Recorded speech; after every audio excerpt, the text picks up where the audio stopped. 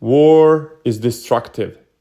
It tears apart families, communities, and entire nations. The consequences of war are devastating and long lasting. War causes suffering, pain, and trauma. It leaves scars that never fully heal, both physically and emotionally. But we have a choice.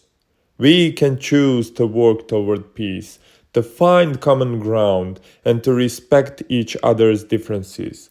We can choose to invest in education, diplomacy, and human rights.